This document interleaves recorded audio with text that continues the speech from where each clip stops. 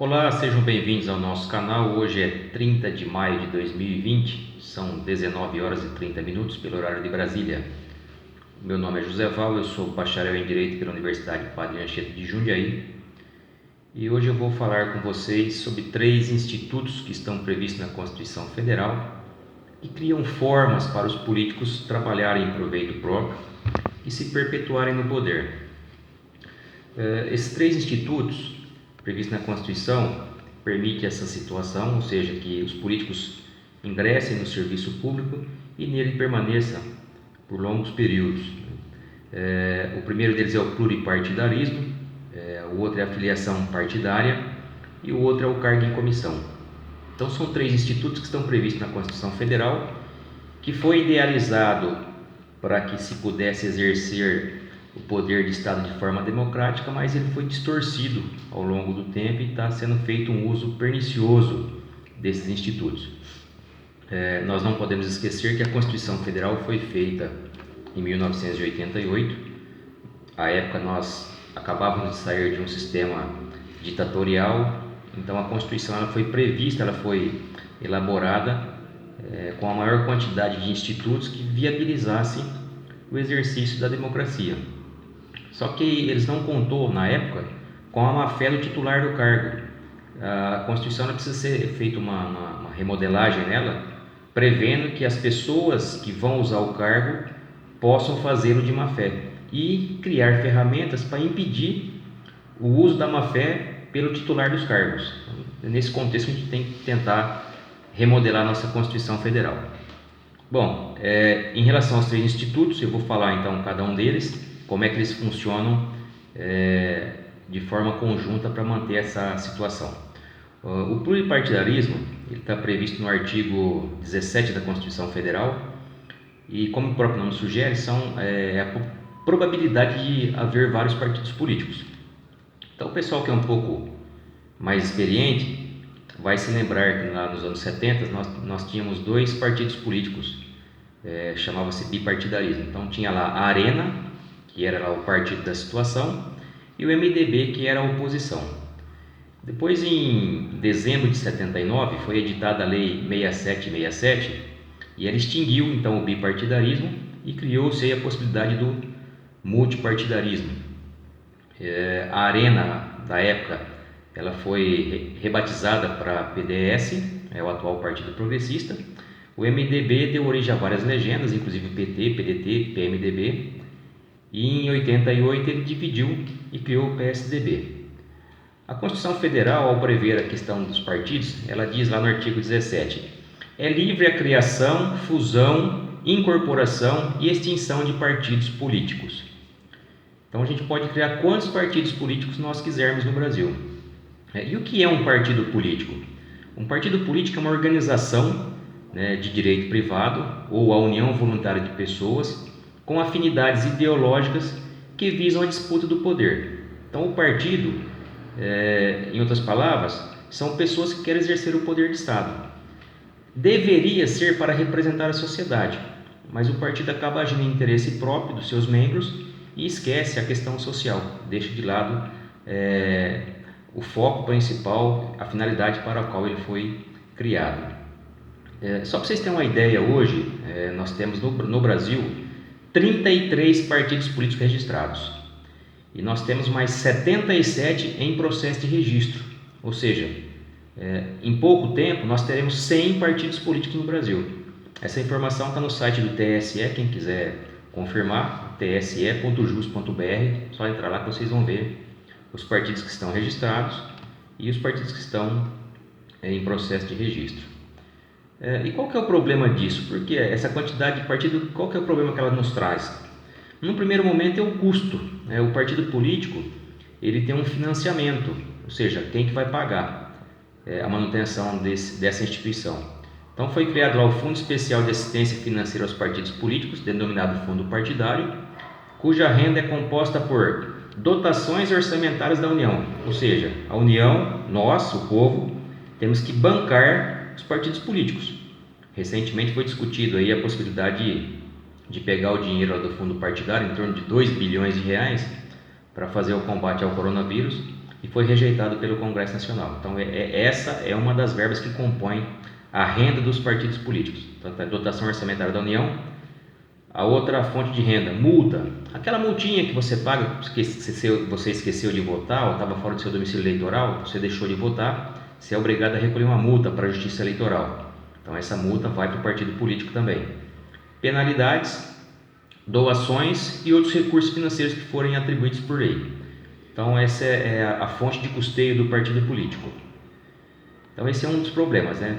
Essa quantidade imensa de partidos políticos gera despesa desnecessária. Esse é um problema do pluripartidarismo. A outra questão, o segundo tópico, eu falei que é um tripé, né? O segundo item é a filiação partidária.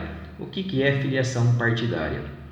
Diz lá o artigo 14 da Constituição Federal, no parágrafo 3º, no inciso 5.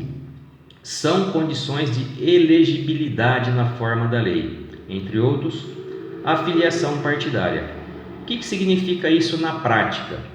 Na prática significa que, se eu quiser concorrer a um cargo eletivo, deputado, senador, prefeito, todos esses cargos que nós votamos, obrigatoriamente eu tenho que estar filiado a um partido político, ou seja, eu não posso me candidatar com base somente no meu nome. Isso tem alguns inconvenientes, porque a partir do momento em que eu me filie a um partido político, eu deixo de lado, eu sou obrigado a deixar de lado aquilo que eu penso, aquilo que eu acho que é bom para o país, e tenho que me submeter às regras do partido, ou seja, à ideologia do partido. Então esse é um problema dessa questão da filiação partidária, que é obrigatória lá no artigo 14, parágrafo 3º, inciso 5. Então esse é o segundo item da problemática aí que eu estou comentando hoje. E o terceiro item é o cargo em comissão, que eu já falei numa live anterior, que é aquele em que a pessoa exerce um cargo público sem concurso, ou seja, é de livre nomeação e exoneração. O titular daquele cargo executivo, o prefeito, o governador, o presidente, ele indica quem ele quer para exercer alguns cargos. Então esse é o terceiro item que eu estaria comentando hoje. Então, voltando lá, nós temos lá a questão do pluripartidarismo, que é o item 1, né? A filiação obrigatória, que é o item 2, e o cargo em comissão, que é o item 3. A título de curiosidade, cargos comissionados, só para vocês terem uma ideia, em Jundiaí, na minha cidade, nós temos hoje 389 cargos comissionados. 389. Era um pouco maior, era 400 e pouco, reduziu agora para 389. No Brasil, ou seja, na esfera da União, na esfera federal, nós temos aproximadamente 32.694 cargos comissionados, podendo chegar até 100 mil cargos comissionados. Qual que é o problema disso? Quando você começa a analisar esses três institutos juntos, ou seja, partidos políticos, pluralidade de partidos, filiação obrigatória e cargo em comissão.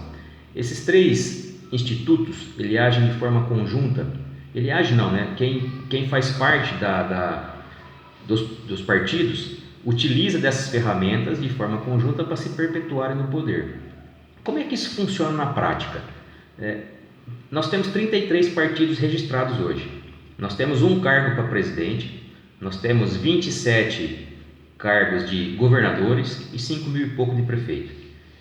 Se nós pegarmos na esfera dos governos, por exemplo, só governadores, 27, 26 estados e o Distrito Federal. Nós temos 33 partidos políticos, então tem mais partido do que vaga. Por uma questão lógica, nem todos os partidos vão conseguir eleger governadores. E isso vale para todos os demais cargos eletivos do Brasil.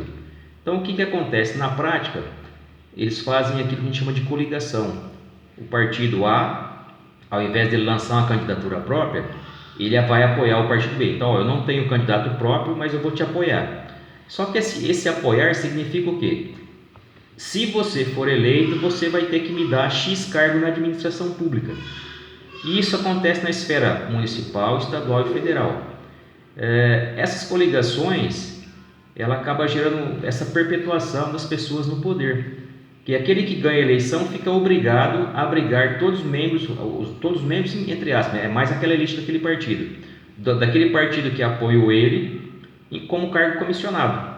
Então vira a política dos apadrinhados, né? Uma elite que se sustenta às custas do Estado em detrimento do povo. Ora, eu vou exercer um cargo para o qual fui eleito, ora, eu vou apoiar o outro candidato do outro partido em troca de um cargo político. E isso é assim já há muito tempo, né? Então por isso que a gente tem que rever alguns institutos da Constituição Federal para que isso não se perpetue, né? Não continue da forma como está. Isso é um prejuízo para a nação. Só para vocês terem uma ideia, eu vou citar 3 nomes aqui. Quem é já mais antigo vai lembrar desses nomes: José Sarney, Antônio Carlos Magalhães e Jader Barbalho. Eu nunca ouvi falar que essas 3 pessoas fizessem outra coisa na vida a não ser políticos. E o pior, né, isso acaba sendo hereditário. Se você pegar, por exemplo, lá o ACM, Antônio Carlos Magalhães, agora tem o ACM Neto, né, Antônio Carlos Magalhães Neto, que continua na política, não vai passando de pai para filho. E isso é muito prejudicial para a nação. Eu vou citar um outro exemplo aqui, que é do Helder Barbalho. O Helder Barbalho, eu fiz até uma pesquisa sobre ele. O Helder, para quem não sabe, ele é filho do Jader Barbalho. Só para a gente ter uma noção de como é que a coisa funciona. O Helder Barbalho nasceu em 18 de 5 de 79, ou seja, ele tem 41 anos de idade. Ele ingressou na política aos 21 anos de idade. Ele foi vereador de Ananindeua de 2001 a 2003. Depois ele ficou como deputado estadual do Pará de 2003 a 2004. Aí na sequência ele virou prefeito de Ananindeua de 2005 até 2013, teve 2 mandatos consecutivos. De 2013 ele virou ministro da Pesca no período de 2015, de 1 de 1 de 2015 a 2 de 10 de 2015. Depois ele virou ministro-chefe da Secretaria Nacional dos Portos no período de 2 de 10 de 2015 a 20 de 4 de 2016. Depois ele virou ministro da Integração Nacional de 12 de 5 de 2016 a 6 de 4 de 2018. E em 2019 ele virou governador do estado do Pará. Então você vê, se você pegar o currículo dessa pessoa, do Helder, ele terminou a faculdade, ingressou na vida pública e fazem 21 anos que ele se encontra na vida pública. Ora exercendo um cargo para o qual foi eleito, ora exercendo um cargo comissionado porque ele não se candidatou e apoiou algum partido, ou seja, houve uma troca de favor, né? E é assim que funciona na prática. É assim que fica essa pequena elite toma conta do Brasil, dos cargos públicos e não larga a política jamais. Então a gente começa a pensar: de que adianta eu estudar, de que adianta eu dar uma formação boa para o meu filho, se o sistema político permite uma aberração dessa? Qual que é a condição de igualdade que eu tenho para concorrer com essas pessoas? Ou qual é a condição de igualdade que meu filho tem para concorrer com uma pessoa dessa que fica se perpetuando no poder? Em função disso, eu comecei a analisar a Constituição Federal e a gente poderia começar a propor algumas medidas impeditivas dessa situação.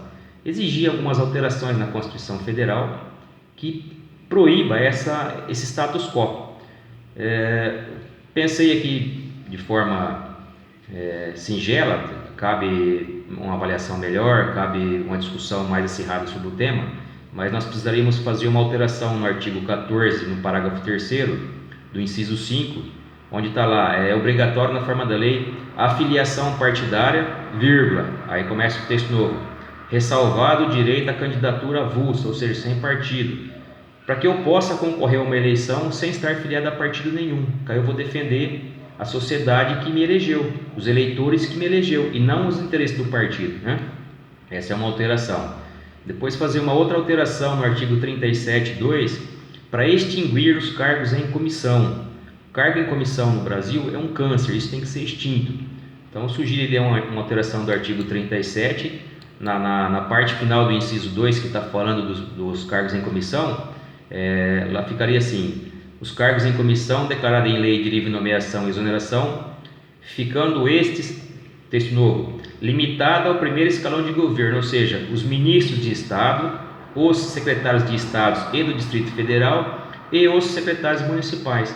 Então, os únicos cargos em comissão que deveria existir seria o primeiro escalão de governo. Então, você está na esfera da União, tem o presidente, ele vai precisar de ministros para executar a atividade de Estado. Tem o governador, vai precisar do secretário. Tem o prefeito, vai precisar dos secretários municipais. Só esses cargos. Os demais têm que ser todos cargos de carreira, cargo concursado, com formação específica na área. Só que aí tem que fazer uma outra alteração também para limitar a quantidade de ministério, porque se a gente falar que é só o cargo, só o ministro que é comissionado, daqui a pouco vai ter 200 ministérios. Então tem que fazer uma alteração também lá no artigo 61 da Constituição Federal, no inciso 2, na linha E, que prevê a criação de ministérios, limitando a 25 ministérios na esfera da União. Aí seria no artigo 28, o artigo 28A, dizendo que a quantidade de secretarias dos estados limita-se a 90% da quantidade de ministérios, ou seja, 90% dos 25 ministérios. Depois se fazia um outro artigo, que é o 29B, para limitar a quantidade de secretaria nos municípios, para evitar essa proliferação de ministérios e secretarias. Então tem que fazer essa alteração para a gente tentar coibir essa situação. Eu sei que só isso não vai resolver, mas com certeza vai ajudar a diminuir essa aristocracia vergonhosa da política brasileira. Leva essa ideia adiante, vamos amadurecer essa ideia, vamos ver o que pode ser feito ainda para melhorar isso e quem sabe a gente consegue fazer essas alterações no futuro, né? Muito obrigado a todos pela atenção e até a próxima.